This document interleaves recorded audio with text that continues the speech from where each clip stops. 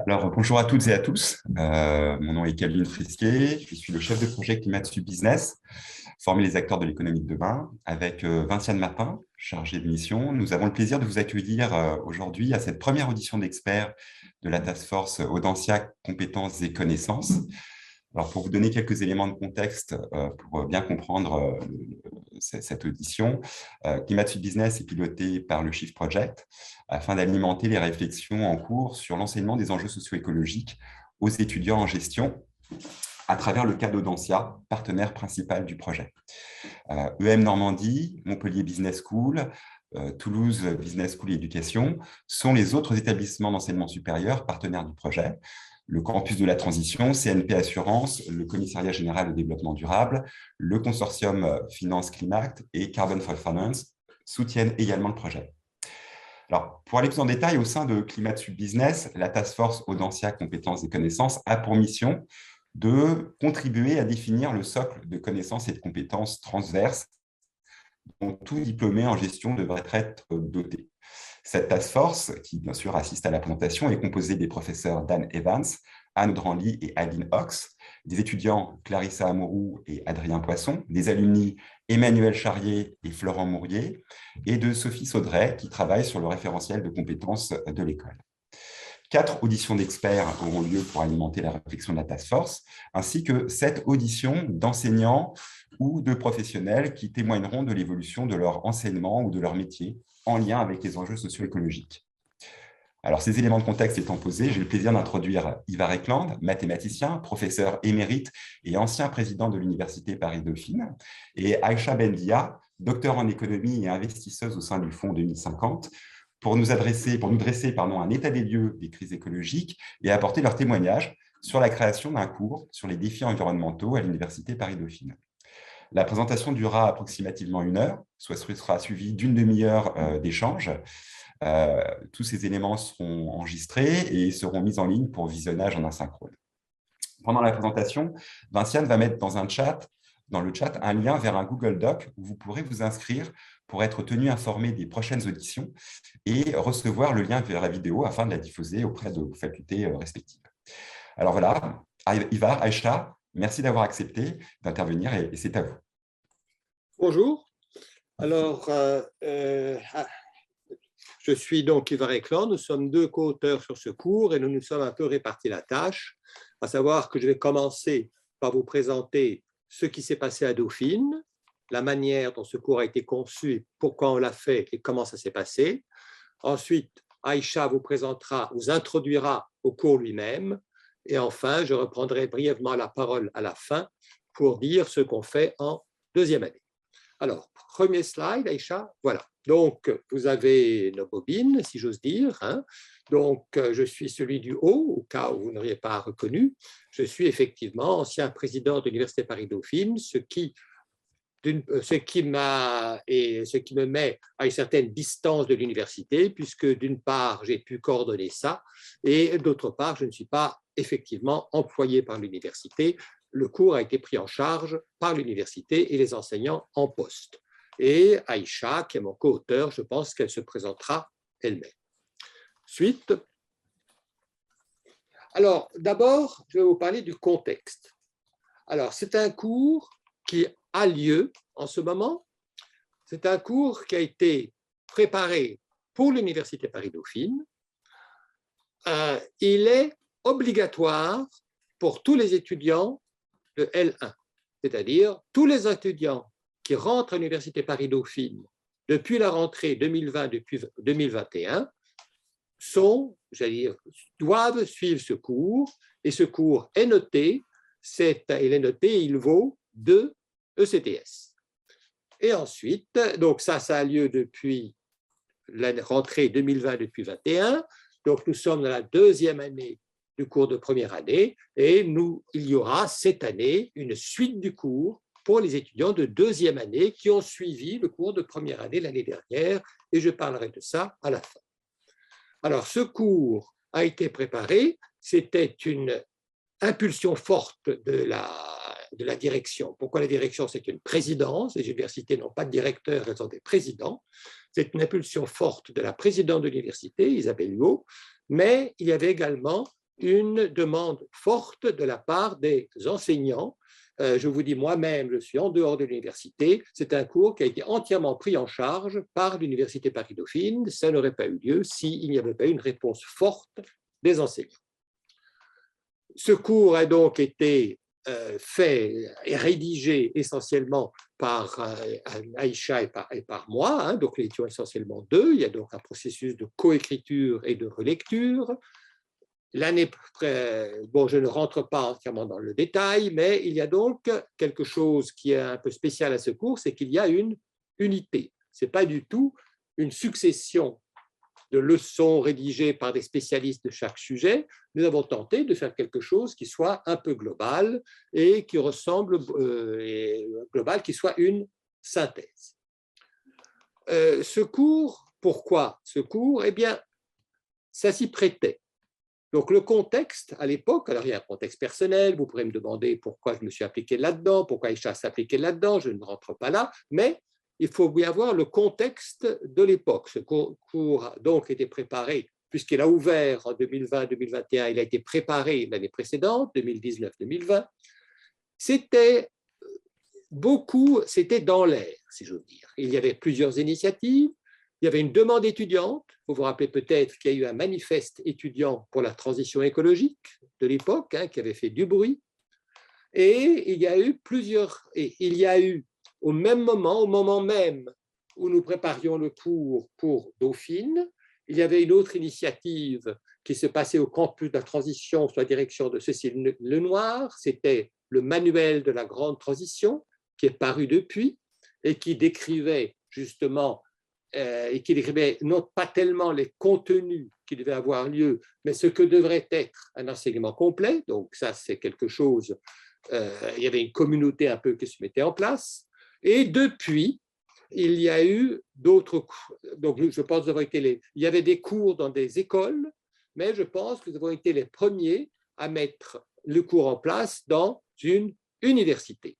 La différence entre une école et une université, c'est que quand vous dites qu'à Dauphine, c'est obligatoire pour tous les étudiants de première année, ça veut dire que vous parlez de 1000 personnes. Et quand vous avez 1000 personnes, à ce moment-là, il est hors de question de les mettre dans un amphi, surtout par temps de Covid. Donc, il faut concevoir un enseignement qui est en grande partie en ligne.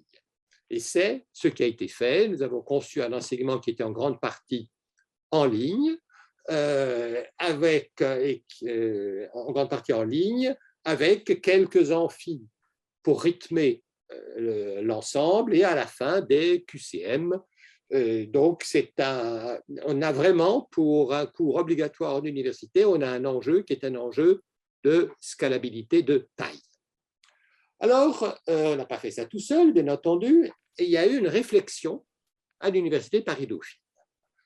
Première question, pourquoi faire un cours sur le climat? Pourquoi faire un cours sur le climat? Il y a un contexte.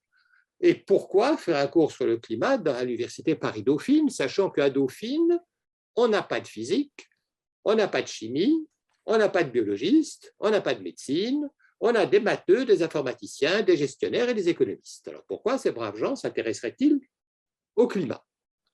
Et pourquoi les étudiants qui rentrent à Dauphine, qui veulent faire des maths et de l'info et qui veulent faire de la gestion, s'intéresseraient-ils au climat, sachant que ces étudiants ne se destinent pas à faire de la recherche, ils se destinent à rentrer dans ce qu'on appelle dans des entreprises. Alors pourquoi des gens qui rentrent dans des entreprises et qui vont faire de la gestion devraient-ils s'intéresser au climat? Eh bien, je vais vous dire des choses que vous savez peut-être déjà, mais quand on les regroupe, certainement déjà, mais quand on les regroupe, c'est quand même assez frappant. Il y a des changements extrêmement rapides du milieu. Alors là, on a le choix. Quand on a écrit le cours, c'était les incendies en Australie, puis après, vous avez les incendies en Californie, puis maintenant, on a les inondations, vous avez les inondations en Europe, et quelquefois, vous avez les inondations dans les mêmes endroits où vous avez les incendies, hein, dans l'ouest, dans Colombie-Britannique, dans l'ouest canadien. Cette année, on a eu à la fois des chaleurs sans précédent. À Vancouver, il a fait 40 degrés alors qu'historiquement, il n'avait jamais fait plus de 30 degrés. Et après, on a eu, ça c'était cet été, et cet hiver, on a eu des inondations énormes qui font qu'on a dû évacuer. Je crois que vous avez des régions de l'intérieur qui ont eu l'aller-retour. Hein. Elles ont été évacuées en été parce qu'il y avait des incendies, il faisait plus de 40. Elles ont été évacuées en hiver parce qu'il y avait des inondations et toutes les maisons et les pâturages et les vaches et tout ça et les humains étaient sous 30 cm d'eau. Donc, on a ça. Ensuite, on a des changements du point de vue de la biologie. Hein. Bon, disparition des insectes, notamment des pollinisateurs. La pandémie de Covid-19, ça a quand même montré notre dépendance du milieu biologique et les uns des autres. Et il y a des questions comme, par exemple, les pêcheries. Alors, vous vous intéressez, disons, les pêcheries, c'est-à-dire, ce sont des ressources qui disparaissent. Alors, peut-être, et ces choses prennent une grande acuité. Vous vous intéressiez peut-être pas aux poissons, mais je vous rappelle quand même que le Brexit, en ce moment, il y a des problèmes considérables entre l'Union européenne et l'Angleterre à cause des poissons. Hein. Il n'y a pas de poissons et chacun veut les garder. Et ensuite, non seulement les problèmes non seulement les problèmes de changement climatique et les problèmes de biologie, mais il y avait des problèmes aussi, simplement, on constate la finitude de ressources. Alors, peut-être, quand on a écrit le cours il y a 3 ans, c'était peut-être pas sensible, mais tout le monde sait maintenant qu'on ne peut pas fabriquer de voitures parce qu'on n'a pas de puces, et on n'a pas de puces parce qu'on n'a pas de terres rares, et le gaz naturel, hein, vous avez si vous pensez que ça n'a pas d'intérêt, le gaz naturel, je vous demande, sachez que il n'y a pas en Europe d'énergie fossile. Et sur l'énergie fossile, et est-ce que ça a des conséquences? Eh bien, les conséquences, c'est un changement rapide des sociétés. Alors, vous le voyez bien, la taxe carbone et ses avatars, c'est-à-dire les taxes carbone. En Suède, il y a une taxe carbone à $130 la tonne, ça marche extrêmement bien, et toute la société s'est reconvertie vers des énergies renouvelables et sont très en avance sur nous. En France, on a essayé de mettre une taxe carbone il y a quelques années, vous avez eu les gilets jaunes. Pourquoi? Mais enfin, c'est des changements. La géopolitique de l'énergie, eh bien, si vous rentrez dans les entreprises, eh bien, ou même en géopolitique, hein, si vous avez une crise en Ukraine, posez-vous la question, qu'est-ce qui se passe s'il n'y a plus de gaz qui vient de Russie? Comment on fait? Comment on se chauffe? Hein? Alors, les journaux n'en parlent pas, ils commencent juste à en parler, mais cette finitude de ressources est un problème majeur qui influe non seulement la politique, mais qui influe les entreprises. Hein, Total vient de se retirer de Birmanie, mais ce sont des choses dont on ne peut pas ne pas tenir compte si on veut faire de la gestion, de la finance, des choses comme ça. Et vous avez également des changements des sociétés. Le name and shame, on considère que maintenant, il y a des consommateurs ou des gens de la société civile qui disent les compagnies font ceci et ce n'est pas bien, et ça a de l'influence. Je parlais là du Flusscam, c'est-à-dire qu'il y a des gens, dont moi, qui disent nous faisons très attention à prendre l'avion, et par ailleurs, vous constatez que de très grandes compagnies comme Total disent on va se retirer de Birmanie, ça vaut ce que ça vaut, mais c'est une histoire plutôt de droits de l'homme, effectivement, mais vous voyez, si vous allez sur le site de Total, je vous conseille d'aller sur le site de Total, vous avez un écran d'accueil où on ne parle ni de pétrole, ni de gaz, ni de charbon. Total, c'est de l'énergie verte, c'est de l'énergie renouvelable, c'est tout ça. C'est peut-être 5 ou 6% de leur chiffre d'affaires, mais le reste, ils n'en parlent pas. Et c'est un changement rapide des sociétés. Et quand je dis rapide, je dis que on ne mesure pas, je pense, combien ça va aller vite. Vous voyez, le changement physique va vite. Hein, nous avons les incendies, les sécheresses qu'on n'avait pas il y a 2 ans. Hein, ce qui s'est passé en Colombie-Britannique, c'était cette année. Les changements géopolitiques vont très vite. Le problème du gaz, maintenant, tout le monde s'intéresse au prix du gaz et des carburants. Ce n'était pas le cas l'année dernière, donc c'est bien très vite, ça arrive comme un accident de voiture. Et la seule analogie, disons, les gouvernements ne voient pas venir le coup, ils ne voient pas venir le coup. Donc, c'est quelque chose qui est porté par les jeunes. Et le seul analogue que j'ai dans mon expérience, c'est la révolution numérique. J'ai été président de Dauphine de 89 à 94, et entre 89 et 94, c'est le moment où est apparu l'Internet. Dauphine a été la première université câblée, on a été les tout premiers, et les gens ne comprenaient pas pourquoi on se câblait, ils disaient oui, c'est les matheux, ils veulent faire des calculs, et Dauphine s'est dit, on a été les premiers à être câblés, à vu venir ce coup, on va être les premiers à être sur le coup de la révolution climatique. On veut être les premiers. Donc voilà la réflexion à Dauphine. Suite. Alors maintenant, on va faire un cours. Très bien. Mais alors, première question, est-ce utile de faire un cours? Parce que les cours, ils existent déjà. Vous aviez à Dauphine depuis longtemps des maîtrises de développement durable, de ceci et de cela, et il y avait déjà des enseignants sur place qui ont pris le cours en main et qui connaissaient ces questions. Il y avait des cours spécialisés en maîtrise, et on se dit, mais après tout, est-ce qu'il faut quelque chose de spécial pour le climat, ou bien est-ce qu'il ne faut pas simplement que les gens qui fassent un cours de finance intègrent un peu de préoccupation climatique, expliquent ce qu'est la finance verte? Est-ce que les gens qui font de l'économie ne devraient pas se contenter d'expliquer ce qu'est la taxe carbone? Est-ce que les matheux ne devraient pas regarder les problèmes de répartition de l'énergie d'intermittence? Est-ce que chacun ne peut pas faire ça dans son coin? Et on a dit très vite, ça, c'est pas possible, parce que la difficulté du problème climatique, c'est que tout se tient. On ne peut pas raisonner à part. Il y a un exemple très clair, c'est la taxe carbone. L'économiste va vous enseigner que la taxe carbone, vous mettez une taxe carbone et ça résout les problèmes. Il y a une littérature massive là-dessus. On peut citer cause, on peut citer les taxes pigouviennes, on peut faire des tas de choses, on peut comparer, mais une taxe carbone, voilà. Et quand vous regardez des livres sur les questions d'économistes comme Jean Tirole, etc., la taxe carbone, on met une taxe carbone.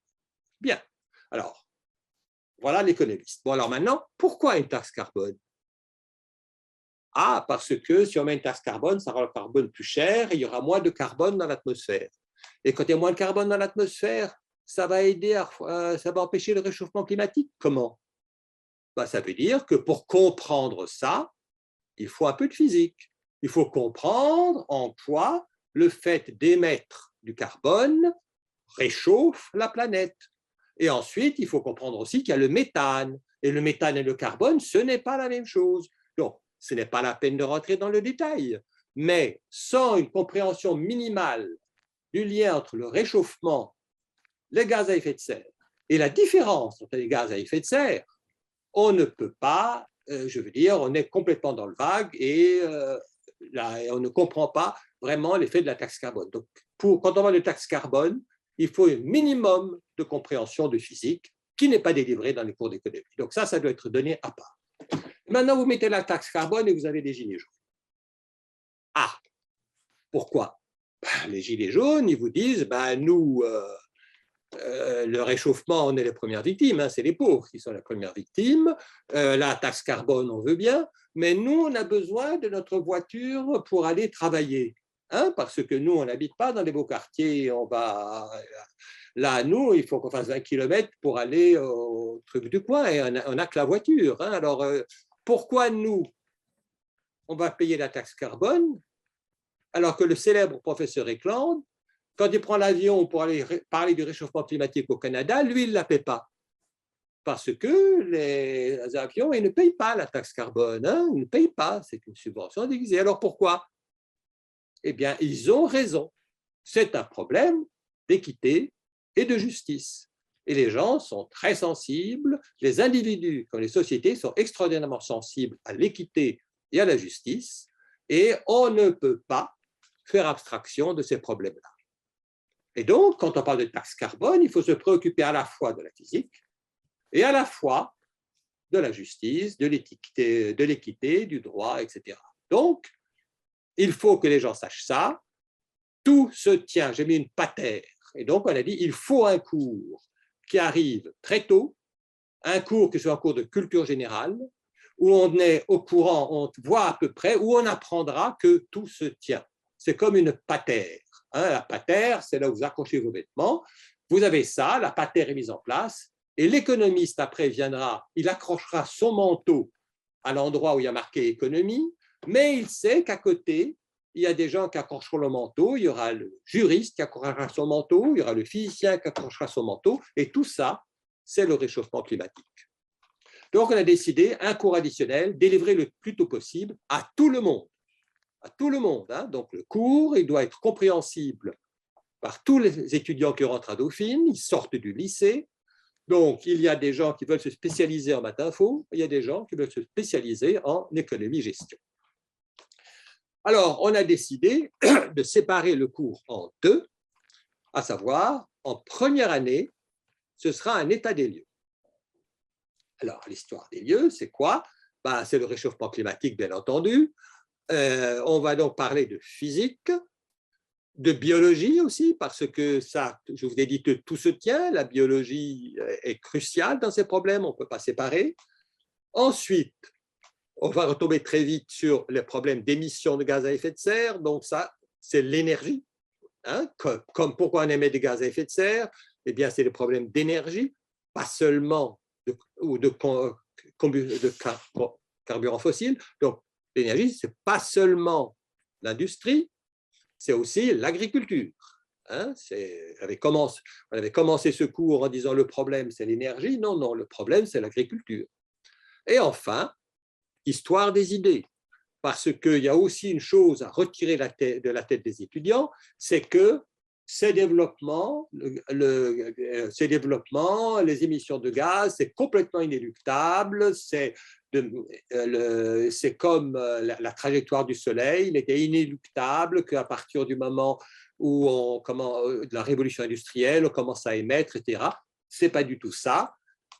La situation dans laquelle nous sommes maintenant résulte tout autant de décisions prises par des individus, de situations historiques comme les grandes guerres, notamment la Deuxième Guerre mondiale, que de la technique. Donc, de nouveau, tout se tient. On ne peut pas comprendre le réchauffement climatique si on ne comprend pas à la fois que là, il y a un problème, ça résulte à la fois du développement des techniques et d'autre part du développement des idées.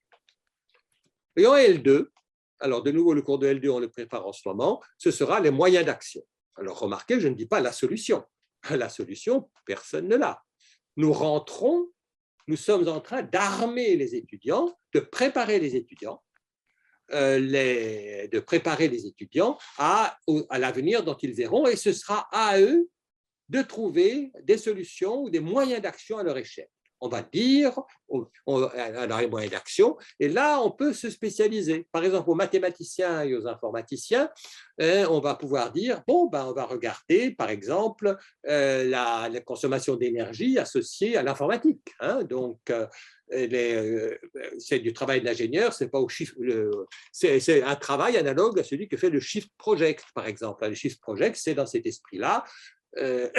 Si on n'a plus de voiture, eh bien, il faut des transports en commun. Les transports en commun, il faut un réseau, etc. Donc, au niveau ingénieur et technique, on retrouve les problèmes de globalité.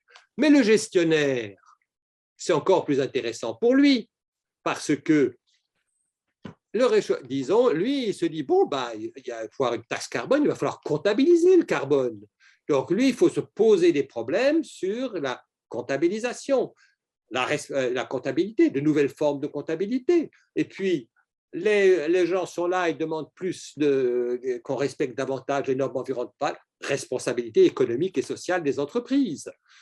Ensuite, maintenant, ça veut dire quoi?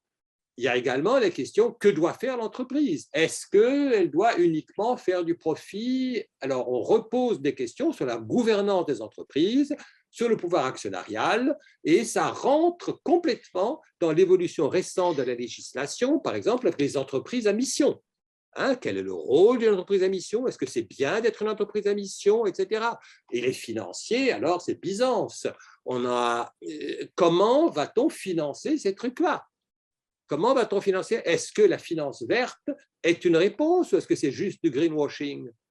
Est-ce que et l'économiste, n'en parlons pas, l'économie publique. Moi, disons, depuis 20 ou 30 ans, on n'enseigne plus, très peu l'économie publique, en tout cas à Dauphine. Mais maintenant, elle revient en force. On a des problèmes globaux. Donc, c'est très intéressant pour tout le monde parce que c'est un renouvellement complet des enseignements avec un retour de vieilles spécialités comme l'économie publique et un focus nouveau sur des choses que personne n'étudiait parce que c'est trop difficile, comme la monnaie.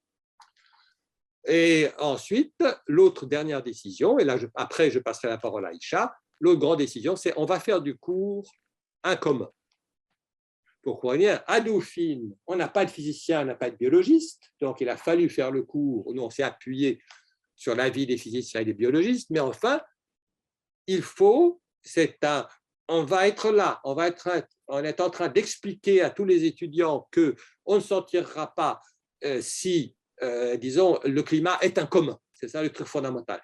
C'est un commun, il doit être géré comme un commun au sens économique. Eh bien, donnons l'exemple, le cours lui-même doit être un commun. Personne, aucune université, sauf peut-être très grande, n'ont la capacité de préparer un tel cours à elle seule, dans la capacité d'avoir à la fois des compétences de physique, de chimie, de ceci, de biologie, etc., eh bien, on a un premier essai. Mettons ça en commun pour que d'autres personnes qui veuillent instaurer un cours de ce genre aient une base de départ pour laquelle ils puissent fonctionner. Et peut-être, d'ailleurs, qu'on pourra faire un commun général, en créant un wiki où ce cours sera augmenté, etc. Alors, ce cours est disponible sous la licence Creative Commons. Vous le trouvez, je pense qu'Aïcha vous dira où vous pouvez le trouver, vous le trouvez sur le net. Et en plus, nous avons vous le verrez, il est très bien. Bon. Et par ailleurs, il a bénéficié, notamment parce qu'il est disponible aussi sous forme papier, par la Société 2050, à laquelle appartient Aïcha, et par la Fondation Madeleine. Voilà, j'ai terminé. Aïcha, c'est à toi. Super, merci Ivar, et puis merci au Shift et à vous tous qui participez, dont je ne vois pas la tête, de nous donner l'opportunité de raconter un peu cette expérience, parce que c'est sûr que quand on produit ça et que derrière on dit que c'est un commun, en fait c'est un commun dans le sens où effectivement c'est une licence Creative Commons, mais ça devient un commun quand il est partagé effectivement. Donc c'est une chance de pouvoir le faire là. Je vais aller très vite. En fait, je voulais vous montrer déjà à quoi ça ressemble. On a fait 2 formats. Il y a 10 leçons en fait dans le cours. Ça reprend les thèmes qu'a listé Ivar. Et comme on préparait ça pour Dauphine, on en a fait quelque chose d'un peu pédagogique. Je voudrais juste vous montrer qu'in fine, ce qu'on a décidé de faire, c'est de garder un document très simple, du Word, du texte, qui va être accessible directement sur Internet. Et on a choisi une licence dans la catégorie des licences libres, où n'importe qui peut le réutiliser, même pour un usage commercial, etc., à condition de citer la source, en gros. Donc, on a vraiment voulu faciliter. Et puis, on en a aussi fait un PDF un peu plus mis en page pour que ça puisse être imprimé comme un livre. Et apparemment, il y a un certain plaisir à lire cet objet. Donc, voilà un peu la tête du bidule. Et je reviens à la présentation et juste, en fait, quand Ivar, donc avec cette impulsion, en 2019, il a prototypé le cours, moi, j'ai suivi ce prototype. Et moi, je suis sans doute un peu plus comme vous, l'auditoire, c'est-à-dire que effectivement, j'avais des bases en physique parce que j'ai fait une formation scientifique, mais après, je me suis dirigée vers l'économie. Il y avait beaucoup de choses, en fait, dans ce qu'a raconté Ivar que je ne connaissais pas. Et j'ai trouvé que ce dialogue pouvait être riche parce que on part de toute cette connaissance. Je trouve que Ivar se la pète un peu avec sa bibliothèque derrière, mais en fait, c'est pas mentir, c'est un peu tout ce qu'il a dans la tête. Et moi, de jouer le rôle de chercher à comprendre et de chercher à simplifier. parce qu'on passe d'une discipline à l'autre. Et l'objectif, c'est de sortir du jargon et aussi sortir de... Ça, c'est quelque chose qui nous a tenu à cœur. Sur ces thèmes-là, il est assez facile de s'entendre prêcher parce qu'en fait, on est pris par une urgence, une inquiétude, et donc on a envie de passer des messages. Et on a senti souvent que ça sortait de notre posture d'enseignant ou de pasteur au savoir. Et il y a quelque chose de plus puissant quand en fait on s'émerveille aussi. Alors émerveiller, c'est peut-être un mot un peu fort, mais en tout cas, on prend les choses comme elles sont en les décrivant et on sort un petit peu du registre émotionnel grave. Voilà. Et alors, on s'est dit qu'il n'y avait pas mieux pour vous montrer ce qu'on a fait que d'essayer de vous le transmettre. Alors, c'est complètement un challenge et là, je vois que de toute façon, il va me rester 30 minutes ou un peu moins. Donc, je vais aller très vite et puis je mets un disclaimer que je ne sais pas trop ce que vous savez. Probablement, il y a des choses qui sont trop sues, mais je voudrais bien vous montrer quelles images, par quoi nous, on a choisi de faire comprendre les choses. Et donc, une petite synthèse sur 5 messages. Le premier message qu'on passe, c'est d'essayer de dire, mais c'est quoi le climat ? Le climat, c'est la donnée moyenne des températures, des vents, des précipitations aux différents endroits de la Terre. Et il y a un truc déjà fascinant, c'est qu'on connaît l'histoire du climat. C'est quand même incroyable, moi, je trouve. On ne se souvient pas de la météo qu'il faisait il y a une semaine, mais on arrive à remonter 400 000 ans, 800 000 ans en arrière. Et comment on fait ça ? Une des méthodes, c'est de forer la glace en Antarctique, où on retrouve des bulles d'air qui ont été emprisonnées, et on regarde leur composition, etc., et ça nous indique la température, etc. Là, ce graphique vous montre l'évolution de la température, mais aussi de la concentration en dioxyde de carbone et aussi de la concentration en méthane. Et qu'est-ce qui vous saute aux yeux ? C'est qu'il y a des variations de ça. Et ces variations, elles sont déterminées par quoi ? Elles sont déterminées par les paramètres naturels qui font varier le climat, c'est-à-dire est-ce que la Terre est plus ou moins proche du Soleil ? Et vous savez qu'elle tourne autour du Soleil, mais vous ne savez peut-être pas que ce mouvement-là d'orbite, il se déforme, mais très lentement. On voit que les cycles, ils sont de l'ordre de 100 000 ans, quoi. Et une autre chose qui est frappante sur ce graphique, quand on est économiste, on adore les corrélations. Et là, on voit que clairement, température, CO2 et CH4 sont liés. Pourquoi il y a quelque chose, nous, on a joué un peu ça dans le cours, c'est-à-dire d'à chaque fois essayer de jouer un peu l'ingénu aussi, de dire, puisque le climat a changé, pourquoi faudrait-il qu'on s'inquiète aujourd'hui ? La réponse, vous la connaissez sans doute. Et moi, je trouve que le site de climat du MIT fait un truc super sur la page de garde. Il vous montre, donc il redessine un peu toutes ces variations en remontant à 800 000 ans. Et puis il vous dit, devinez où est-ce que nous, on est aujourd'hui en termes de concentration carbone. Et là, vous déplacez votre curseur de la souris, vous pouvez le placer. Et puis, moi, je connaissais la réponse, donc je l'ai mis direct. Mais vous voyez tout de suite qu'il y a une genre de sortie de route et que ça se passe extrêmement vite, quoi. Et donc, en fait, c'est un peu ça notre message. Le premier message qu'on passe aux étudiants, c'est vous voyez qu'il y a des paramètres qui gouvernent le climat, qui sont naturels, mais aujourd'hui, on est dans un dérèglement. Et vous qui avez certainement lu sur le sujet de plein de façons, vous savez que c'est lié à ce qu'on appelle l'effet de serre. Et il y a 2 choses que j'aimerais vous partager sur comment nous, on a abordé l'effet de serre. Nous, on aime bien utiliser l'image qui marche plus ou moins, que l'atmosphère, c'est un peu comme une couette gazeuse autour de la Terre. Ce qui est intéressant, c'est que déjà, dans cette couette gazeuse, c'est assez monochrome, en fait. La plupart de ce qu'il y a dans la couette, ce n'est pas très intéressant, c'est du diazote, donc 2 petits atomes d'azote ensemble, ou du dioxygène, 2 petits atomes d'oxygène. Et toute l'action de l'effet de serre se concentre sur une toute petite partie qui représente moins de 1%, qui sont des plus grosses molécules, type CO2, mais aussi H2O, mais aussi CH4. Et qu'est-ce qui se passe ? Là, je ne vais pas entrer dans le détail, mais c'est quelque chose qu'on essaye d'expliquer au cours pour des non-physiciens. C'est que de la même façon que le soleil rayonne, ça tout le monde le sait, on a tendance à oublier que tout corps chaud rayonne aussi. Et c'est la raison pour laquelle les lunettes infrarouges, ça marche. Comme on n'est pas à la même température que le soleil, la forme des ondes qu'on va émettre, elle est assez différente. Et il se trouve que ces grosses molécules dans l'atmosphère, donc le CO2, l'H2O, ils ont une façon d'entrer en résonance. Quand c'est les rayons du soleil, ça passe trop vite. Ils ne réagissent pas. Mais quand c'est le rayonnement terrestre, là, il y a quelque chose de l'ordre de l'absorption et ensuite d'une émission de ce rayonnement qui fait comme une espèce de trappe pour la chaleur de la Terre et qui, un peu comme votre sac de couchage, va venir réchauffer. Et donc, s'il y a un surplus de gaz carbonique, ça change quelque chose de structurel dans ce qui gouverne la température sur Terre. Et ça, c'est assez, je crois, hein, c'est assez commun d'avoir cette représentation et de savoir que l'effet de serre.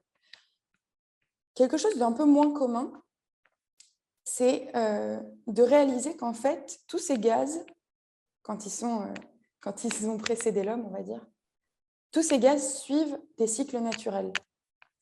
Pour le CO2, vous connaissez vous-même, nous-mêmes, on participe à un morceau du cycle. Donc là, j'ai fait ce petit dessin qu'on apprend aux enfants dès l'école primaire, que quand on inspire, on va chercher du dioxygène. Et quand on expire, on ne ressort pas du dioxygène, mais du dioxyde de carbone. Bon, c'est très banal ce que je dis. Puis il y a un deuxième truc qui est assez banal, c'est qu'il y a sur Terre d'autres êtres vivants qui font le contraire de nous. Et ça, je ne vous le fais pas en quiz, mais dans le cours, on dit « devinez ». Qu'est-ce que c'est que ça? C'est bien sûr les plantes. Alors, ce n'est pas les plantes sous n'importe quelle condition, c'est les plantes quand le soleil leur apporte de l'énergie et quand on les arrose. Mais du coup, il se passe ce truc de la photosynthèse un peu incroyable, où elles font le contraire de ce qu'on fait. Bon, je voudrais m'arrêter là parce que, en fait, au risque de paraître un peu bébête, moi, il y a quelque chose que je n'avais pas réalisé, c'est que si elles absorbent, elles, CO2 et qu'elles expirent, entre guillemets, O2, il y a un truc qu'elles ont gardé. The rabbit got into the hole, comme on dit en anglais. Et ce truc, c'est du carbone. Et en fait, juste quand je vous disais qu'on essaye de sortir du jargon et on essaye d'ancrer quelque chose de concret dans l'esprit des gens qui ne disent pas effet de serre comme si c'était un mot abstrait, mais qui pensent que photosynthèse, par exemple, ça veut dire CO2, ça veut dire ressortir de l'O2, ça veut dire que le C, il est quelque part. Et où est-ce qu'il est? Il est dans la plante. Et que grâce à cette énergie solaire, la plante, en fait, elle a accumulé du carbone dans sa tige. Et c'est pour ça que quand une plante grandit, vous ne voyez pas, par exemple, la terre s'appauvrir et diminuer de volume ou diminuer de poids sous elle. C'est parce qu'il y a une captation du carbone et aussi de l'hydrogène qui est dans l'eau. Bon, mais ça, assez basiquement, j'ai testé avec plein de publics différents. À chaque fois, c'est une réalisation qui n'a pas tout à fait été faite. Et que ce soit des enfants ou des personnes qui ont fait des études, en fait, conscientiser que les arbres qu'on voit dehors, c'est de la matière carbonée, c'est-à-dire des atomes de carbone qui sont réagencés dans d'autres molécules. Ça fait que quand on coupe un arbre et qu'on le brûle, ça devient très naturel de penser que oui, effectivement, là, ça relargue du carbone. Et ce carbone-là, par le mécanisme de combustion, il se réagrège avec une molécule de dioxygène et il fait du CO2. Ça devient aussi assez naturel de penser que quand des arbres vont dépérir et s'accumuler et sédimenter, etc., tout un mécanisme que moi je ne connais pas dans le détail, mais qui va former ces énergies fossiles, c'est encore de la matière carbonée. Et en fait, l'image qu'on a trouvée assez chouette pour parler de tout ça et de ces cycles, c'est de voir l'atmosphère un peu comme une baignoire. Donc plutôt que penser que quand on émet du CO2 dans l'atmosphère, il y reste pour un temps infini, en fait, l'image qu'il faut se créer, qui correspond mieux à cette idée de cycle, c'est l'image d'une baignoire dans laquelle ces atomes transitent. Et puis à un moment, ils seront recaptés, par exemple par les plantes, mais aussi par le plancton qui est dans les océans. Et puis même, il y a tout un mécanisme de cette captation qui peut évoluer sur Terre. Un peu comme si l'atmosphère était une baignoire et le carbone, quand il est réagrégé, que ce soit sous forme liquide ou solide sur Terre, c'est le réservoir, quoi. Et puis, il y a Donc, inscrire le carbone et le méthane et le protoxyde d'azote dans ces grands cycles, ça permet de comprendre qu'il y a du mouvement, qu'il y a des facteurs d'émission, mais qu'il y a aussi des puits de captation, que donc augmenter les émissions, ça va probablement faire augmenter le stock dans la baignoire, que si vous augmentez spontanément et vous arrêtez, un peu comme dans votre douche, ça va prendre un certain temps, mais ça va probablement revenir à un niveau d'équilibre. Et que si vous bloquez la captation, ça aussi, c'est une façon de faire augmenter le stock dans la baignoire. Et le pire serait que si, quand vous créez plus d'émissions, ça atténue la captation, quoi. Là, probablement, on va commencer à sortir de l'équilibre. Une autre idée qu'on peut passer avec cette image de baignoire, c'est que chaque gaz à effet de serre va suivre son propre cycle, avec ses propres dynamiques, donc son propre rythme, sa propre temporalité, on va dire. Et une fois qu'il est dans l'atmosphère, chaque gaz aussi va avoir un pouvoir radiatif, donc un pouvoir d'effet de serre bien à lui. Et une dernière idée qu'on passe avec la baignoire et avec cette représentation, c'est que vous voyez que là, la biosphère, elle est directement connectée à ce mécanisme. Et ça, c'est hyper important aussi. Quand Ivar disait que tout se tient, ben voilà, le climat, le CO2, tout ça, c'est intégré aux êtres vivants. Du coup, ça nous a amené à faire une partie du cours sur la biosphère. Alors, ni Ivar ni moi ne sommes des biologistes, donc encore une fois, c'est au niveau introductif. Mais je pense qu'il y a quand même des idées qu'on peut ancrer dans la tête des étudiants, qui permettent de ne pas prendre le problème complètement comme... je vais enlever ma boucle d'oreille qui frotte sur mon micro. Qui permet de ne pas complètement prendre le problème dans le mauvais sens. Et je pense qu'une des images qu'on peut ancrer dans la tête des étudiants et des gens plus généralement, c'est qu'il faut essayer de voir la biosphère comme un tissu d'êtres vivants. Pourquoi je dis tissu et de quoi il est fait? Ce tissu, il est très divers. Prendre conscience de cette diversité, je vous parlais d'émerveillement, c'est assez exceptionnel en fait, de se dire qu'il y a une telle diversité dès qu'on s'y intéresse, même moi qui ne suis vraiment pas passionnée des animaux, si on ouvre cette boîte-là, ça devient tellement infiniment riche. Et une autre chose qui m'a frappée, moi, quand on a réfléchi au cours avec Ivar et que je pense qu'il est important de transmettre, c'est qu'en tant qu'être vivant, on est très dépendant du milieu, des conditions de vie. Et en fait, on a une certaine capacité d'adaptation aux variations de ce milieu. Je vous en prends une avec laquelle vous êtes très certainement familier. S'il fait trop chaud, le corps s'adapte. Et comment il s'adapte? Il transpire. Mais s'il y a trop d'humidité dans l'air, le mécanisme de la transpiration est empêché. C'est pour ça que ça devient... on ne peut pas rester infiniment de temps dans un hammam. Et en fait, ce qui est frappant et qu'on peut montrer aux étudiants, c'est qu'à des températures relativement basses, dès lors que l'humidité est trop haute, on n'arrive plus à transpirer et on est en vrai danger de mort. Et ça, je pense que pour aussi prendre conscience de notre vulnérabilité au changement climatique, c'est assez important. Je vous disais tout à l'heure que c'est un tissu interconnecté, et s'il faut juste reprendre un exemple, je disais que le plancton contribue pour moitié à la captation du CO2, donc même des êtres infiniment petits, très loin de nous, on en est directement dépendant. Tant et si bien que la biosphère, ça s'aborde comme un tout, et que quand une des mailles, je trouve que cette image est assez intéressante de tissu, si vous trouez une maille, un peu comme dans vos chaussettes, en fait, ça ne va faire que s'agrandir, quoi. On fragilise le tout. C'est pas comme la bibliothèque d'Ivar, c'est une image qu'il aime bien. C'est pas comme la bibliothèque d'Ivar où on peut retirer un livre et le reste ne bouge pas. D'où viennent ces dérèglements? Bon, dans le cours, on passe un petit temps à essayer de dialoguer avec un climato-sceptique imaginaire, et on essaye de justement pas prendre les choses pour acquises et de vraiment montrer voilà pourquoi on pense que, pourquoi ça paraît le plus logique, notamment de voir que le dérèglement climatique vient notamment de l'exploitation des sources d'énergie fossile. Dans ce volet-là qu'on consacre à l'énergie, il y a différentes choses qu'on passe comme message. Il y a notamment le fait que, alors, pas pratique de gérer la vidéo en même temps, mais pourquoi on s'est mis à utiliser les énergies fossiles ou pourquoi on continue de les utiliser aujourd'hui? Sans surprise, parce que leur potentiel est assez inouï. Là, on cite cette vidéo que je vous invite à voir si vous ne connaissez pas, d'un champion olympique de vélo qui déploie vraiment toute l'énergie qu'il peut. Et il est relié à un grille-pain comme ça. Et à la fin d'un effort qui paraît surhumain, vous voyez sortir un mini toast à peine brûlé. Donc ça ancre une image, un ordre de grandeur que, ah oui, ok, d'accord. Le potentiel qui s'est accumulé dans cette biomasse décomposée qui a fait le pétrole ou le charbon. Quand on le brûle, ça décuple absolument nos forces.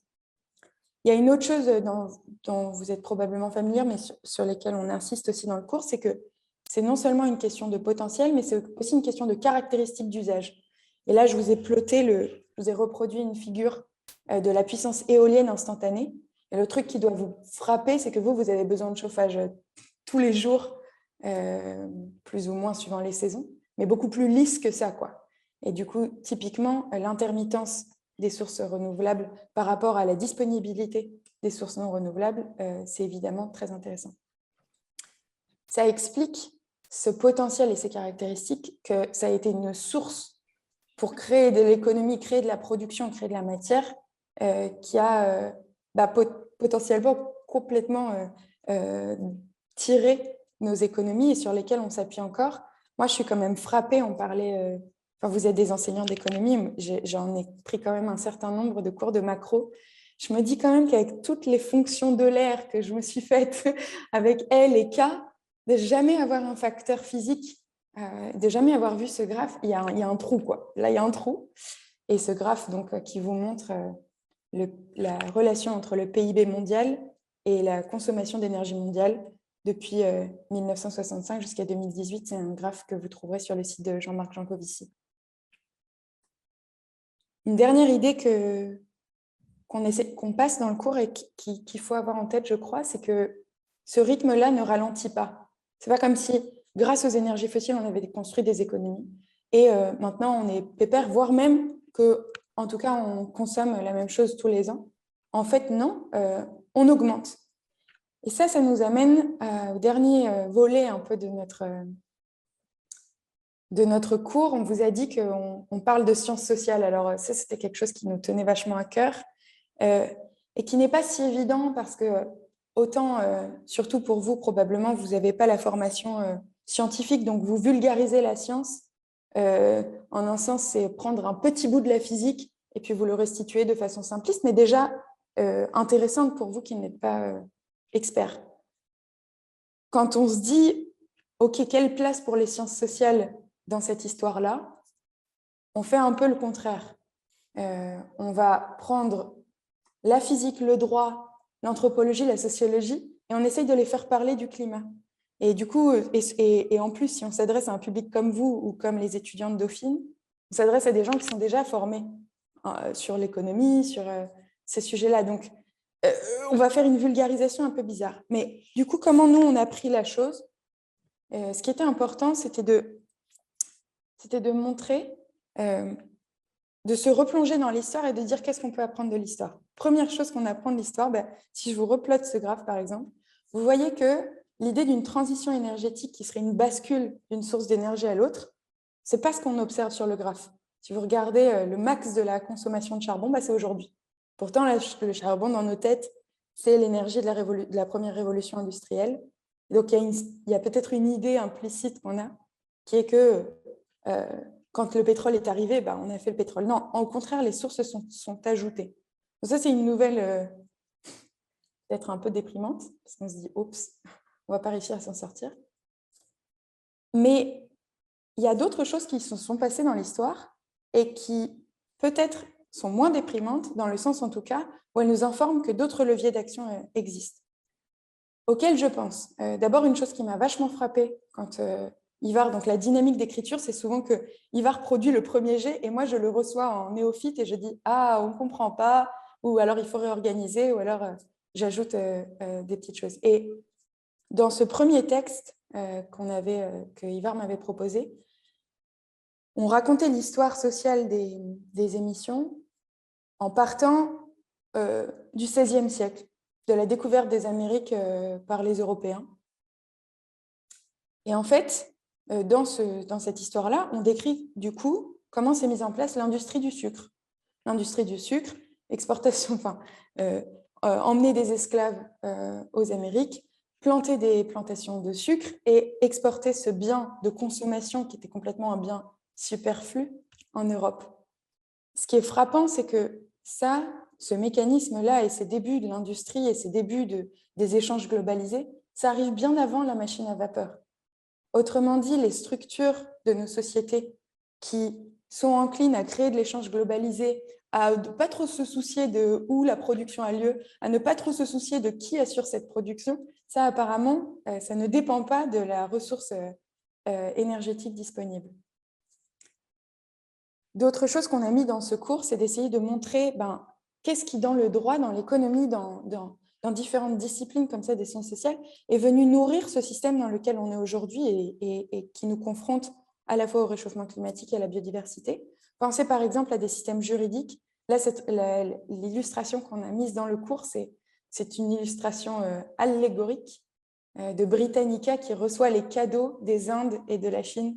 Bon, vous voyez déjà la position de vassalité, mais elle s'ancre aussi dans des systèmes juridiques et économiques. Par exemple, le fait que l'Angleterre, dans tout ce temps-là, a absolument déterminé et imposé parfois les conditions d'échange avec l'Inde.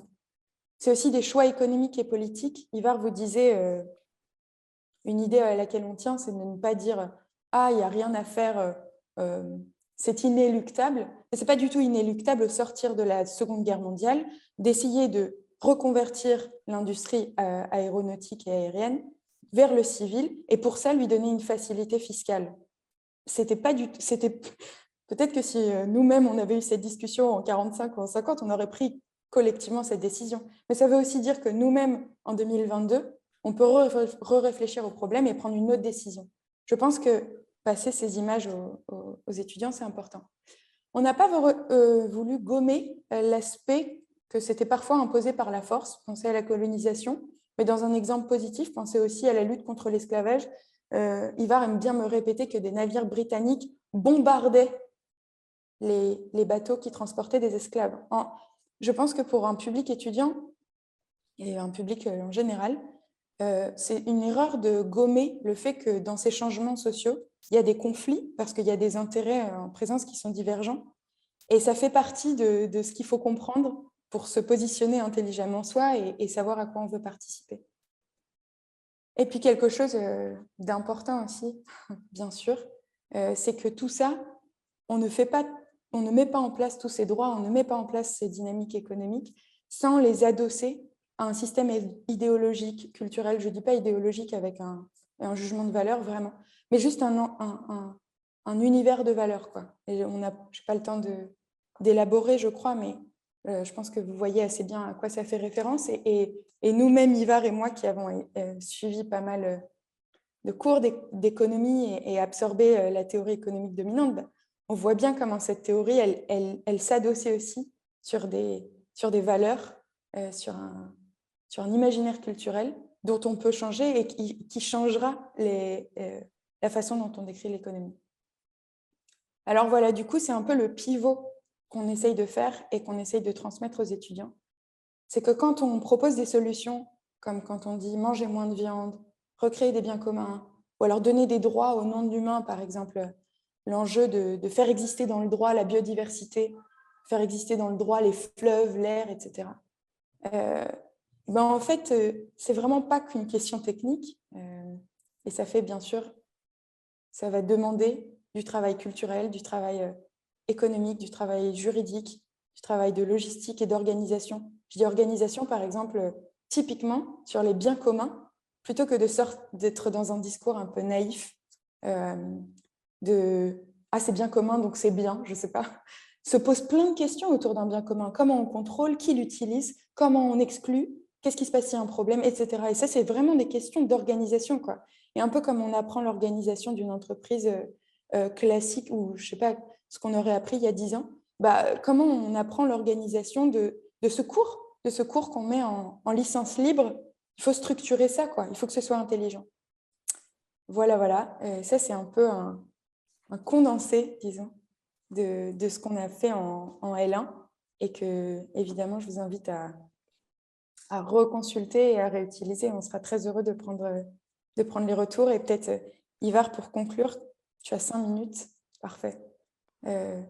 Sur le cours de L2. Écoutez, je ne vais vraiment...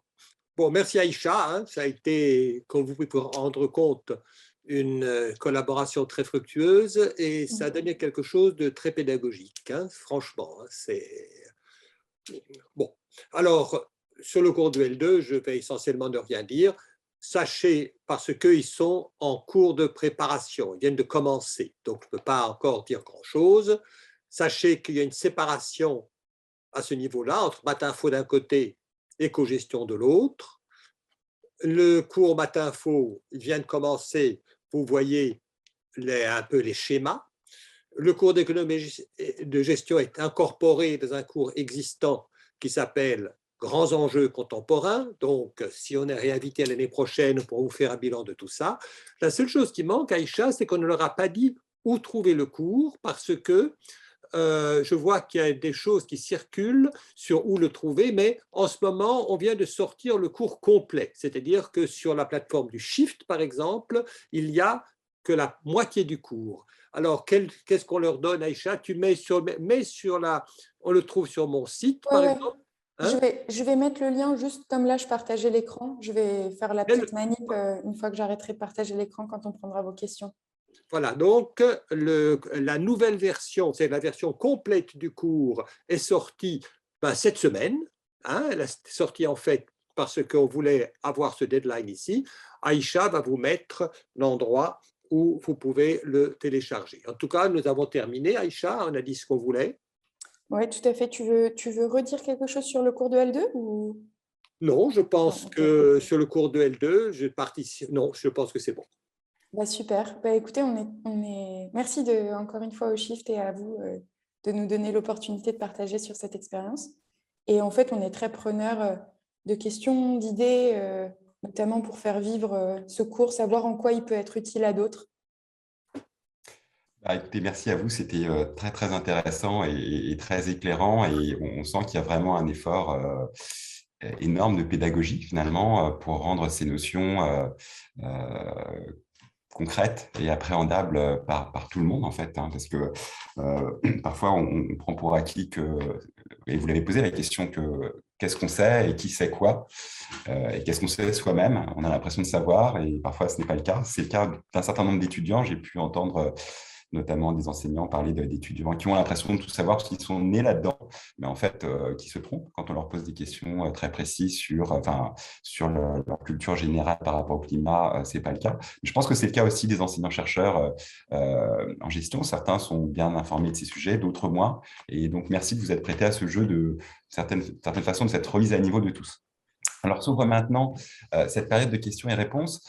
Ce que je voulais vous dire, c'est que les membres de la task force pourront poser directement leurs questions à Ivar et à Aïcha en ouvrant leur micro, bien sûr, et que j'invite les autres participants qui ne sont pas panélistes et donc qui n'ont pas cette possibilité de poser directement les questions verbalement à nos intervenants, de poser leurs questions dans la section questions et réponses ou dans le chat, comme vous le souhaitez, et nous relayerons auprès de nos invités ces questions.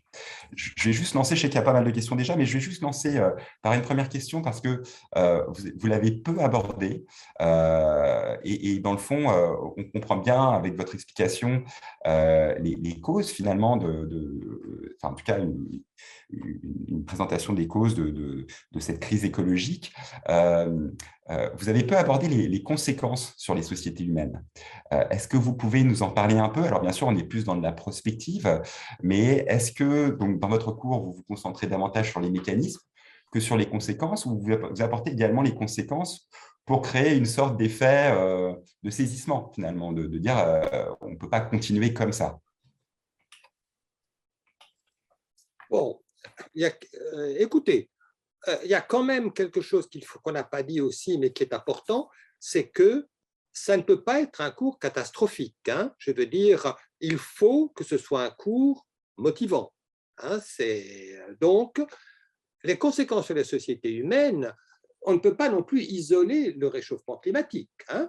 Ce que nous disons dans le cours, c'est que la période depuis 1850, c'est la période des gaz à effet de serre, mais c'est aussi une période où il y a eu un progrès matériel immense et un progrès humain immense. On montre que la population a augmenté, l'espérance de vie a augmenté, la mortalité des femmes en couche a baissé, le PNB par tête a augmenté. Donc, on ne peut pas je veux dire, il y a le bébé et l'eau du bain, hein, c'est un véritable ensemble.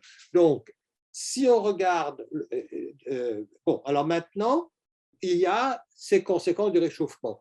Quelles sont les conséquences là, dans ce cours-là, on a montré qu'il y avait on a essayé de montrer que le réchauffement climatique, c'est parti d'un ensemble, qu'il y avait du bon et du mauvais, etc.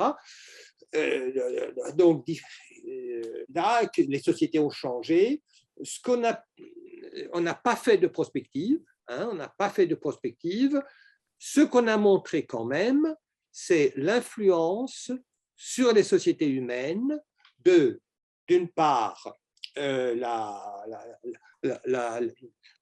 dire le commerce, le cas du sucre est typique. Le sucre était quelque chose qui, au Moyen-Âge, était une denrée de luxe, absolument de luxe. Les rois se battaient pour avoir 5 livres, et en quelques années, ça se répand et ça devient une industrie énorme qui conduit à la colonisation d'une partie du monde. Donc, il y a l'influence d'un produit qui, au départ, n'était pas très intéressant, puisqu'on se sucrait avec du miel. On montre ça, et on montre également, ce qui est très important, et qui n'a pas été dit, l'influence des structures juridiques. C'est-à-dire l'influence notamment de non seulement la propriété privée, mais de la disparition des communs. Il y a ce que vous savez, l'influence des enclosures en Angleterre, à savoir, il n'y a pas donc l'instauration d'un marché mondialisé, ça n'a rien d'inéluctable, ça n'a rien d'égal, et ça dépend en très grande partie des structures juridiques. La disparition des communs au profit en Angleterre, tout ceci, disons, des forêts entières qui servaient, bon, enfin, on ne va pas rentrer dans le détail, mais on montre très certainement que les structures juridiques ont une importance énorme, et sur des choses très actuelles d'ailleurs. Par exemple, on parle de la création de la société privée à responsabilité limitée. Toute l'expansion du capitalisme n'aurait pas pu avoir lieu s'il n'y avait pas eu cette responsabilité limitée dont on parle peu, qui est fondamentale si on veut comprendre la gestion et tout ça, mais dont on commence véritablement à parler. Aïcha? Oui, j'allais dire aussi que sur la partie vraiment conséquence sur les sociétés humaines, le principal chapitre qu'on a qui se consacre à ça, c'est quand il y a un chapitre dédié au scénario du GIEC, un peu à comprendre ces rapports. Et du coup, ça trouve assez sa place. Et mon sentiment, c'est qu'on n'a pas alourdi le truc, on les a plutôt mis dans la posture de voilà comment on peut comprendre les rapports du GIEC. Et donc, on a fait un travail plutôt de pédagogie sur qu'est-ce que c'est un scénario. Quand on dit 25%, vous savez, toutes ces cartes qui sont plus ou moins rouges avec des dégradés, bon, bah, voilà, avoir des petits quiz qui permettent aux étudiants de caler le probabiliste. On a fait un peu, je vous l'évoquais, mais la différence entre le climatologue et le météorologiste, quoi. Et à partir de quoi on crée ces scénarios. Et après, on étaye en prenant, ben voilà, ça veut dire telle température, telle variation de température, et puis tel risque sur les sociétés humaines, sur les cultures. Mais ce n'est pas très lourd pour le coup dans le cours. Et d'ailleurs, ça me permet de répondre un peu à plusieurs questions que je vois passer, juste sur la partie un peu scolaire et comment qu'est-ce qu'on a construit comme activité d'apprentissage pour stimuler. En fait, au départ, on avait vraiment en tête 2 versions presque distinctes. Une version assez scolaire où c'était là aussi la demande de Dauphine. C'était qu'il puisse y avoir des objectifs pédagogiques par leçon où les étudiants peuvent être assez au clair à la fin d'une leçon sur est-ce qu'ils ont bien compris, qu'il y ait des exercices d'application. Donc, en fait, on en a créé pas mal. Et ce qu'on a fait, in fine, dans la version que vous pourrez trouver en Word, quand j'aurai le bon lien pour vous partager au-delà du lien PDF, c'est que, en plus de, disons, un texte pédagogique, il y a un peu des ressources, typiquement pour la partie scolaire, objectifs de la leçon, qui sont assez bien identifiés, des quiz d'accroche. Ça, je pense que ça marche assez bien au début des leçons de proposer des questions un peu décalées, mais en même temps qui font prendre conscience des enjeux. Et un peu tout au long de la leçon, très souvent, moi, j'ai créé des exos pour lire des graphes, par exemple. Parce que je pense que ça aussi, ça permet de sortir de la naïveté, OK, qu'est-ce qu'il y a sur cet axe? Qu'est-ce qu'il y a sur cet axe? Est-ce que c'est des variations absolues ou des variations par rapport à une température de référence? Quand on décrit les scénarios du GIEC, typiquement, qu'est-ce que ça veut dire l'intervalle de confiance? Comment on se le dit avec des mots en français, quoi. Donc voilà, en gros, c'est objectif, quiz et exercice, voire activité. On n'est pas allé beaucoup plus loin, aussi parce que c'était un cours dans un format assez spécial à Dauphine, on n'avait plus trop la main là-dessus, quoi. Je voudrais en profiter pour répondre aussi à des questions que je vois sur le purement pédagogique, à savoir le cours de première année, c'est 2 ECTS. Le cours de deuxième année, ce sera 4 ECTS.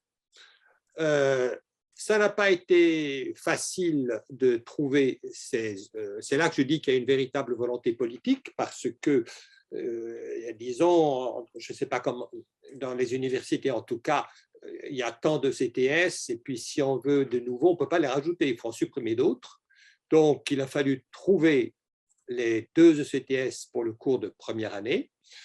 Il a fallu trouver, et les 4 CTS pour le cours de deuxième année, à l'heure actuelle, ça a été créé en option, mais l'idée, c'est de le rendre obligatoire au moment de la refonte des cours qui a lieu l'année prochaine. Donc, c'est quand même assez important. Maintenant, les activités annexes, si j'ose dire, eh bien, on avait de grands projets pour le cours de première année, mais le Covid n'a rien aidé. Ça, je peux vous dire. Donc, ça a été beaucoup plus en ligne qu'on le souhaitait. Mais on a quand même eu en première année des projets. Il y a eu des projets qui étaient purement volontaires et qui permettaient à ceux qui voulaient d'améliorer leurs notes. Mais ne permettaient pas de la distribuer. Alors, il y a eu sur tous les étudiants, je crois, je crois qu'il y a eu 15 projets qui représentaient 50 personnes, on les a mis en contact avec des agriculteurs, des choses comme ça. Et en deuxième année, on va faire pas mal de projets. Voilà à peu près ce que je voulais dire. Merci. Je voudrais juste me tourner vers les membres de la task force, dont vous voyez les visages à l'écran, pour m'assurer que si vous avez des questions, vous puissiez les poser directement à Ivar et à Aïcha. Oui. Anne, et puis ensuite Bonjour. Clarisse. Bonjour, merci pour votre présentation très intéressante. Je voulais surtout vous demander, justement, on a parlé tout à l'heure du cours qui deviendrait catastrophiste. On a parlé des étudiants qui parfois savent tout, enfin pensent tout savoir, parce qu'ils ont vu déjà ça au collège, ils ont vu ça au lycée. Est-ce que vous avez demandé un retour des étudiants sur ce que vous leur avez enseigné? Quels ont été leurs retours?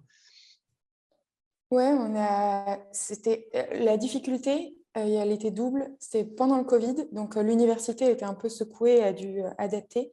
Et en plus, ni moi ni Ivar ne sont à l'université et dans le groupe d'enseignants qui a pris en charge le cours.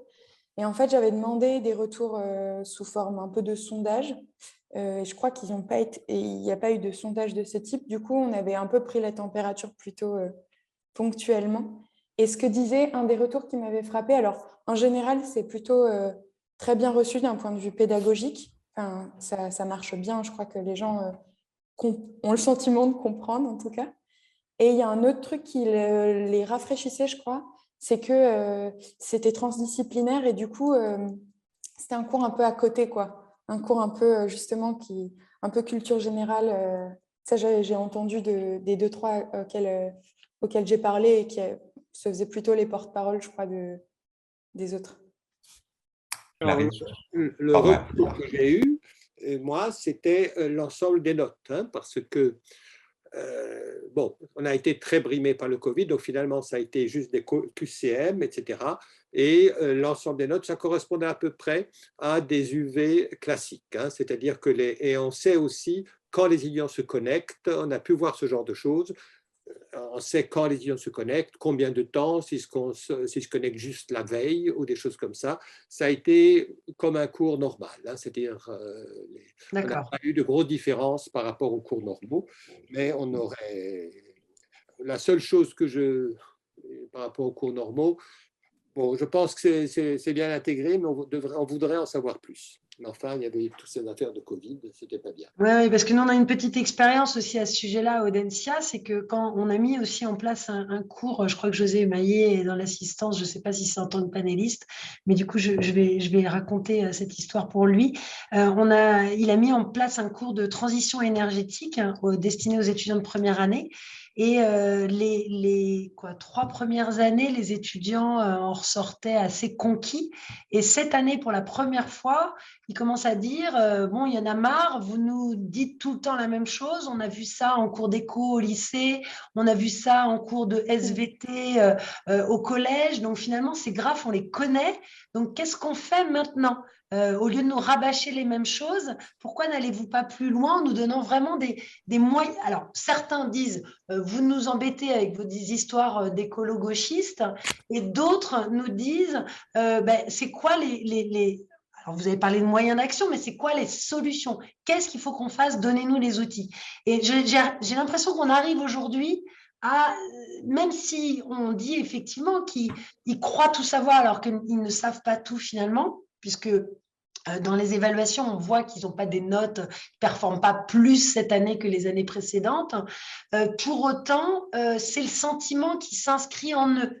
Et du coup, moi, je me dis maintenant, qu'est-ce qu'on fait pour satisfaire ceux qui sont déjà très au courant, très engagés, et en même temps, ne pas se faire traiter d'écolo-gauchistes et être pris au sérieux par ceux qui sont sceptiques ou sont trop ancrés dans le business tel qu'il a toujours existé, quoi.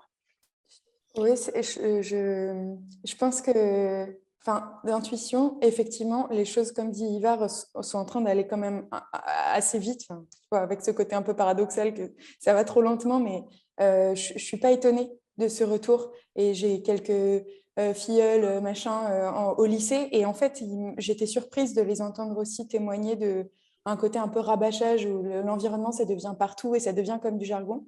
Moi, je vois au moins deux pistes à suivre. C'est que justement, un truc que moi j'ai bien aimé faire dans le cours, c'est qu'on est quand même, on n'est pas des experts de chaque sujet, mais on va toucher des problématiques qui sont complexes. Et donc en fait, je pense qu'on peut emmener les gens à un moment où ça devient stimulant, mais intellectuellement aussi. Moi, je crois pas mal que on peut se dire que l'environnement et les problèmes environnementaux, c'est d'une autre nature, mais en fait, le problème de la bombe atomique, c'était d'une autre nature, l'esclavage, c'était d'une autre nature. Je pense que c'est bien aussi de continuer de prendre le problème comme un vrai problème intellectuel et donc de les amener sur des trucs un peu durs, un peu subtils, et de les questionner là-dessus. Ça permet de sortir, tu vois, justement de ne pas rester à un niveau où effectivement ça sonne trop jargon. Je n'ai peut-être pas réussi là, mais typiquement, les cycles naturels, etc., et comprendre en fait tout ça, vite, on est challengé. Et une deuxième idée que j'ai pour moi, c'est parler de solutions. Là aussi, je trouve qu'il faut vachement quitter. Enfin, moi, mon intuition serait de quitter un niveau trop générique de solutions où on repasse une couche sur 1000 choses, mais plutôt d'essayer de bien travailler des exemples historiques, et on ancre bien dans le concret. Et on ancre bien dans l'expérience de pourquoi la taxe, on en parlait sur l'aérien, ça s'est fait, et c'est quoi les autres expériences où ça s'est défait, quoi. Et du coup, c'est pas des solutions clés en main, mais c'est bon, il y a des choses à apprendre, et puis on peut être descriptif, et puis c'est notre rôle en fait d'enseignant de vous faire cette pédagogie-là qui simplifie pas les choses, mais qui vous identifie un peu.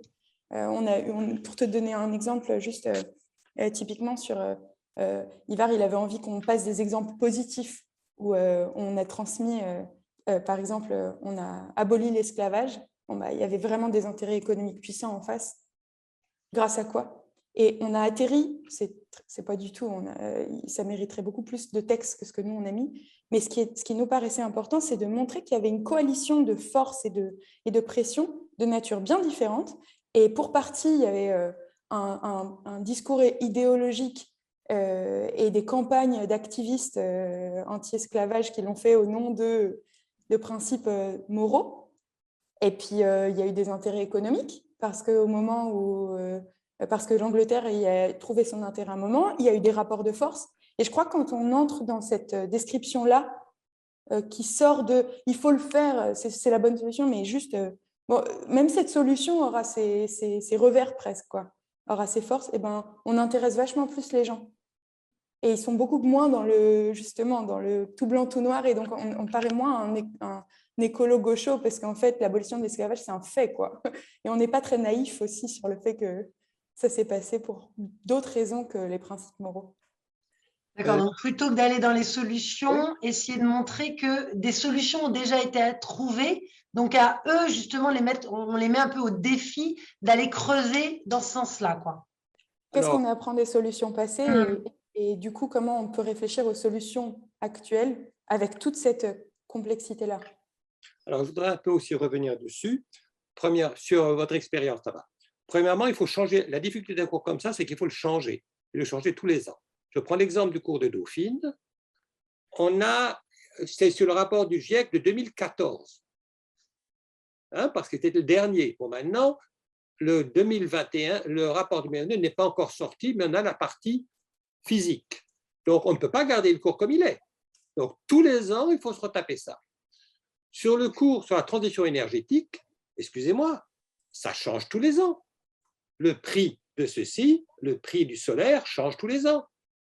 Et la transition énergétique, je veux dire, on ne peut plus parler du gaz maintenant, comme on en parlait il y a même 2 mois. Maintenant, les gens ont compris qu'il y a un vrai problème. Donc, ces cours ne peuvent pas, le problème de ces cours, c'est qu'ils changent tous les ans. La deuxième chose, c'est, les gens, on n'a pas eu le retour. Si vous voulez, ce genre de retour sur les étudiants que vous dites on savait déjà, on ne l'a pas eu. Parce que je me suis aperçu de quelque chose, c'est que les gens croient qu'ils savent, mais en biologie, excusez-moi, personne ne sait rien. Ça, en biologie, il y a une nullité. Donc, tout le monde croit que c'est un problème de carbone et que les voitures émettent. Pas du tout, c'est un problème sur l'agriculture. Alors, quand vous faites un cours assez vaste, les gens qui pensent qu'ils savent sur tel endroit, ils découvrent brusquement l'inanité de leurs connaissances sur d'autres. Donc, il y a aussi une question de largeur du cours. Et enfin, sur les solutions, là, je pense qu'il faut dire très clairement aux étudiants, on n'a pas de solution, on a des problèmes. Et, par exemple, je reviens sur ça vient après, c'est pour ça qu'on va les séparer. En deuxième année, mais ce sera surtout au niveau master, quand on leur fera de la gestion, par exemple, on pourra leur poser la question, mais on va regarder un peu la finance verte. Est-ce que ça sert à quelque chose? Vous voyez? C'est-à-dire, on a un objectif assez clair, et dans votre spécialité, est-ce que vous pourrez le faire avancer d'une manière ou d'une autre? Vous voyez? Et la question de la gouvernance des entreprises et du pouvoir actionnarial et du rôle de l'État se pose de manière très différente.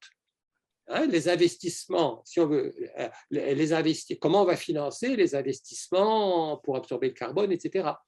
Donc ça, je pense qu'il faut déplacer la question en disant, c'est justement pour ça qu'on fait le cours, c'est parce que vos enseignants de spécialité seront orientés vers les solutions que vous trouverez, mais nous, on ne les a pas. Je vois une question aussi sur les réfractaires et les cyniques et l'attractivité.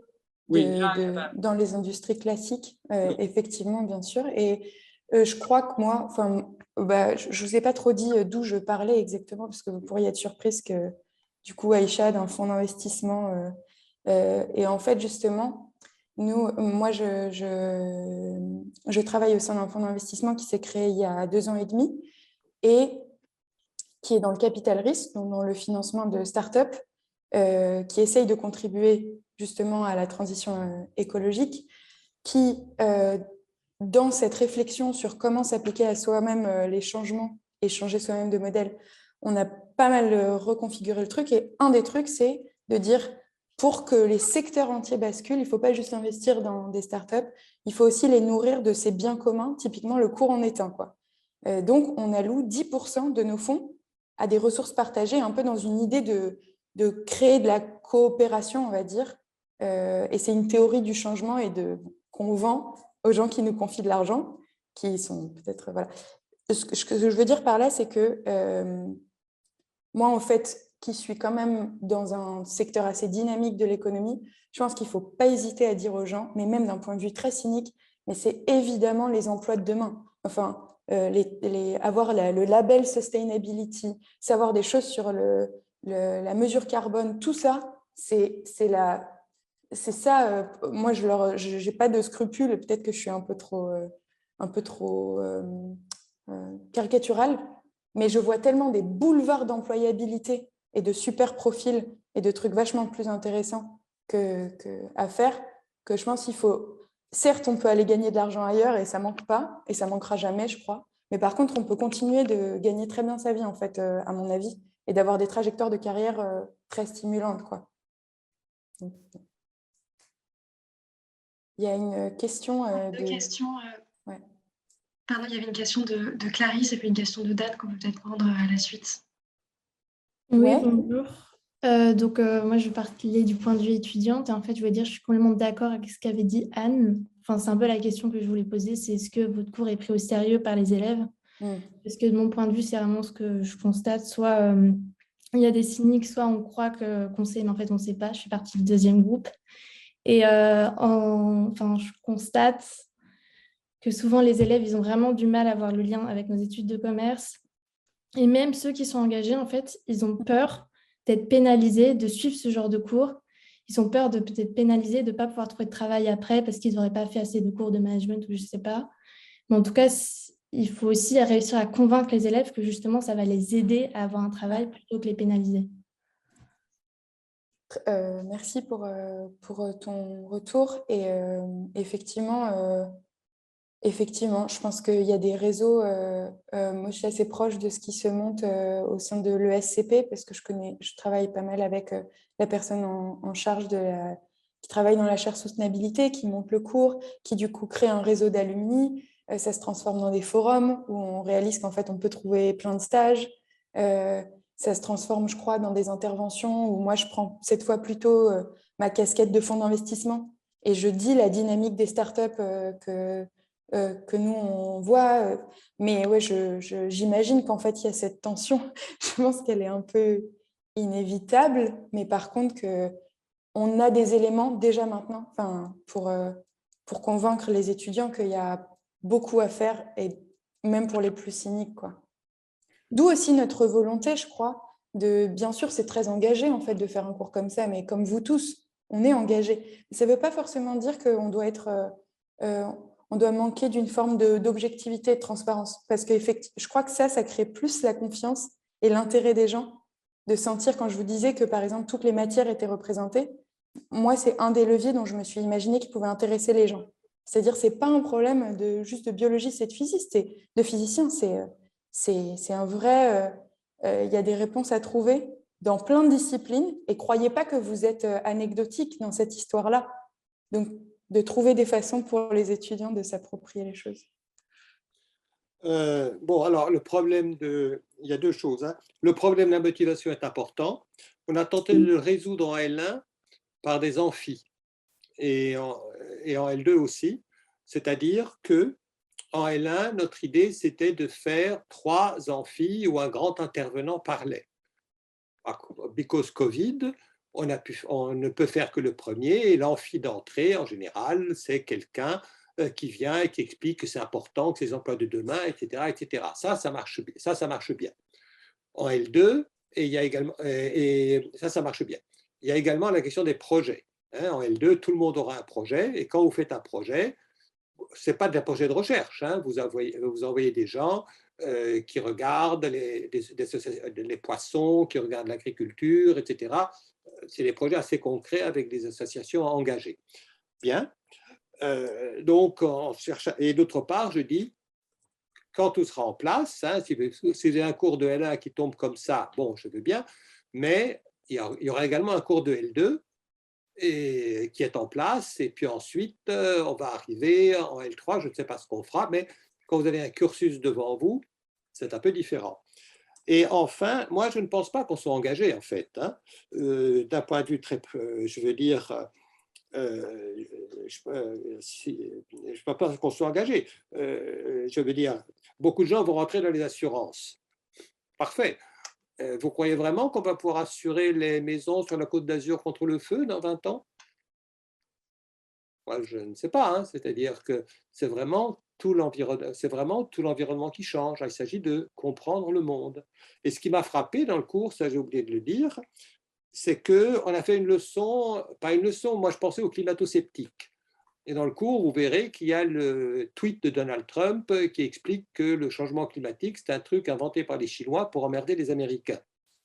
Bon, ça m'avait paru adapté, mais des climato-sceptiques, Acha m'a dit, mais c'est fini le climato-sceptique. Et dans la promotion, on n'en a pas eu. Hein. Personne n'a jamais dit, c'est pas vrai. Hein. Mais enfin, on fait attention. On ne dit pas le réchauffement climatique, c'est quelque chose qui est à dire. On construit le truc. Hein. Je n'ai pas vraiment le sentiment qu'on soit engagé. Hein. On essaie en tout cas de donner l'impression que c'est un état de fait. Et vous verrez comment le cours est construit. Ce qu'on dit le cours, on donne des données scientifiques. Et puis ensuite, on dit, bon, bah, il y a ce dérèglement, d'où ça peut venir. C'est pas... On n'est pas là, on ne commence pas du tout en disant il y a du réchauffement climatique, qu'est-ce qu'on fait? C'est pas ça. Hein. On dit voici des données, maintenant, qu'est-ce que vous en pensez? Il ne nous reste plus beaucoup de temps. Je voudrais permettre à Dan, si tu as une question, d'intervenir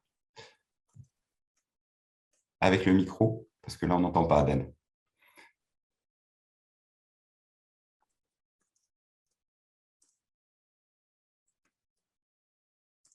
Sinon, de poser la question par écrit, oui. Visiblement, il est activé, mais on ne t'entend pas. Ton micro est bien ouvert. Oui. Pas. Et sinon, je peux relayer peut-être à l'oral les questions que tu avais posées à l'écrit. Vas-y, je pense que ça va éviter qu'on perde un peu. Il faut que tu actives ton micro aussi, Vinciane, sinon ça va pas. Dan avait des questions, quelques questions sur l'action. Est-ce qu'il faut tout comprendre avant d'agir ou agir pour tout comprendre? Et comment ce cours, cette ressource est mise en musique par rapport il y avait des questions notamment sur les activités d'apprentissage dont Ivar, vous venez de parler. Peut-être qu'il y a eu plusieurs questions en tout cas dans le chat sur comment, sur justement ce passage à l'action, le côté mode projet. Et donc Dan qui vient d'écrire sa question et plus exactement comment motiver l'apprentissage et éviter la paralysie analytique. Bon, je vais laisser aussi, je ne vais pas parler tout le temps, mais tout le monde n'est pas intéressé. Hein. Je veux dire, par là, on l'a bien vu, les étudiants de première année, le cours est obligatoire, mais tout le monde ne va pas s'engager. Hein. Je veux dire, on a proposé des projets qui étaient en plus, etc. Il y a eu 50 personnes qui étaient motivées. Bon, très bien. Donc, le but du cours n'est pas non plus de dire aux gens, attendez, il y a une urgence, il faut y aller. Le but du cours est de leur dire, voilà le monde dans lequel vous entrez.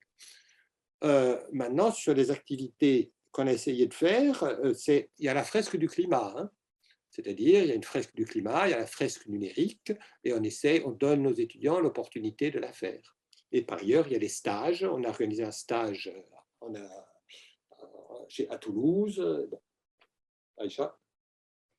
Oui, c'est vrai qu'il y a un peu une disjonction, je crois, pour être honnête, entre le cours qui est vraiment un propos très transdisciplinaire et introductif, et après, forcément, des projets, c'est beaucoup plus spécifique. Donc, ça ne m'étonne pas trop, moi, qu'il y ait ce décalage en nombre, parce que du coup, on va capitaliser plutôt, je crois, sur des étudiants qui ont déjà envie de réaliser quelque chose dans cet espace-là.